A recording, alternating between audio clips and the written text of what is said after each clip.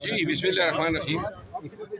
ये साइफर में अपील में जो समात है वो बड़ी तवालत इख्तियार करती जा रही है, क्योंकि बास हैं और बास मेरे ख्याल में अब कंक्लूड होनी चाहिए।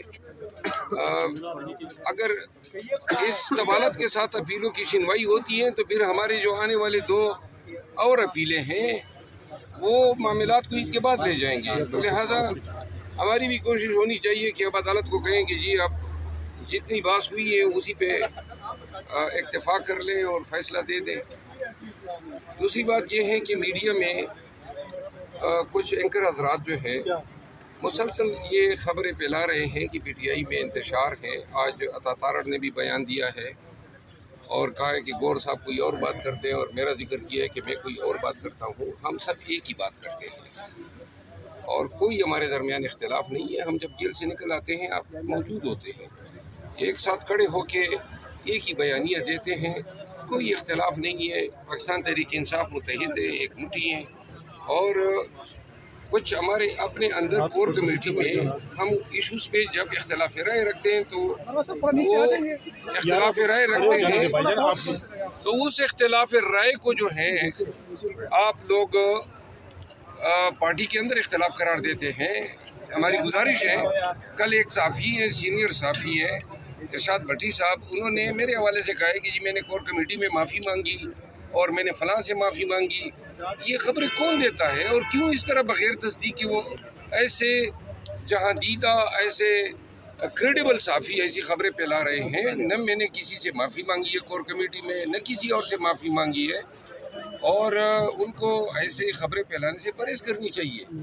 बाकी जो हैं हम अपनी राय का इज़हार करते हैं। हमारी राय के इज़हार को जो है हर इशू पे बाद औक़ात तजावीज़ होती हैं, बाद औक़ात कमेंट्स होते हैं और उन कमेंट्स को जो है पार्टी का बयानिया तस्वुर न किया जाना चाहिए।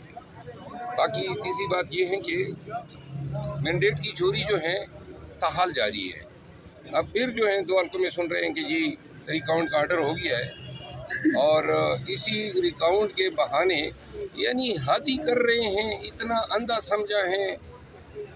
एक उम्मीदवार 8,375 वोटों से पास हुआ है, हलफ लिया है कौमी असम्बली में और इसके बाद जो है उसके तेले तो उसी रिटर्निंग अफसर के पास है जिसने फॉर्म 47 बनाए हैं।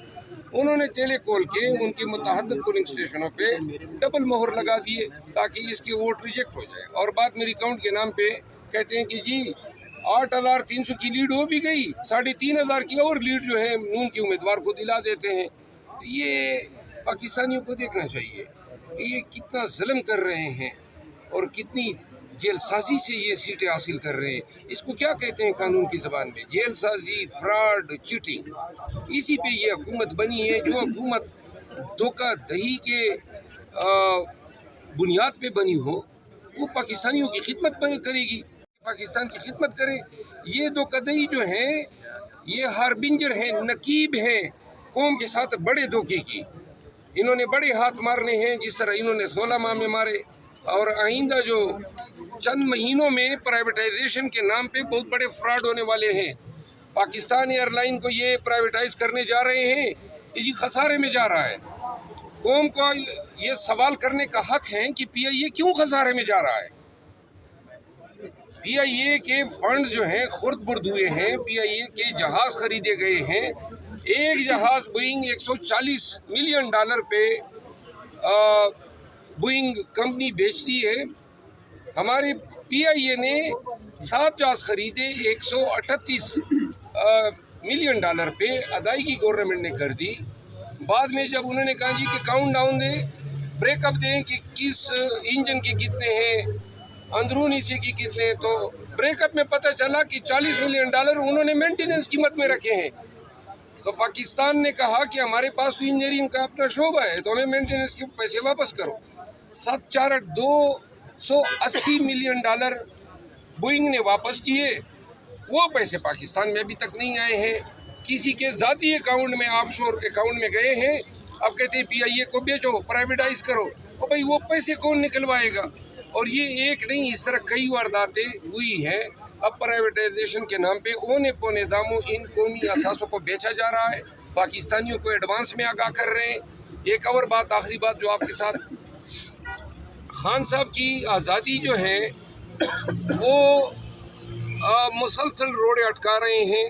اب جبکہ یہ تینوں اپیلیں رائپ ہو گئی ہیں، میچور ہو گئی ہیں، اور ان کو نظر آ رہا ہے کہ یہ سسٹین کرنے والی نہیں ہے یہ ٹرائل، تو دوسری طرف القادر یونیورسٹی کا کیس جو ہے اس کو ٹاپ گیئر لگا دیا جج صاحب نے، اور کل پھر اس میں سماعت ہے۔ یعنی تمام اسلام آباد کی محتاط عدلیہ نے دیگر تمام کیسز چھوڑ کے خان صاحب کے کیسز پہ فوکس کیا ہوا ہے۔ خان صاحب کو سزائیں دلوانی ہیں تاکہ یہاں سے اگر خان بری ہوتا ہے تو ایک اور کیس میں ان کو سزا ہو جائے تاکہ وہ بدستور جیل کے اندر رکھا جا سکے۔